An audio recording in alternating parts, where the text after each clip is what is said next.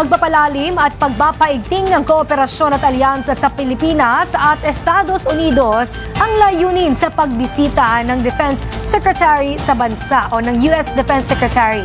Alamin natin ang buong detalye sa report ni Jap Legala.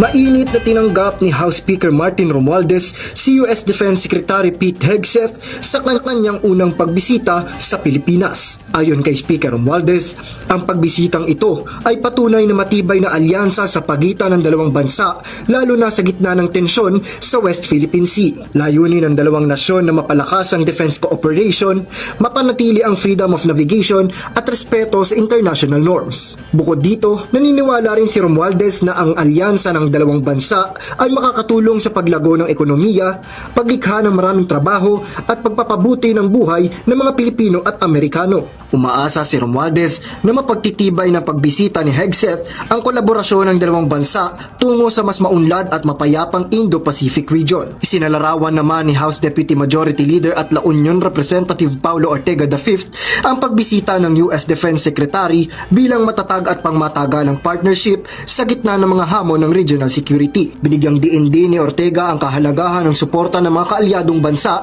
na nagbibigay ng kumpiyansa at seguridad sa pagtatanggol ng pambansang teritoryo. Dagdag pa ni Ortega na patuloy na susuportahan ng Kamara sa ilalim ng pamumuno ni House Speaker Romualdez ang pagpapaigting ng defense cooperation sa pamamagitan ng pagpasa ng mga mahalagang batas. Hinimok din niya ang mga Pilipino na aktibong ipaglaban at protektahan ang soberanya ng bansa. Para sa totoong balita sa Bagong Pilipinas, Jap Regala, Congress News.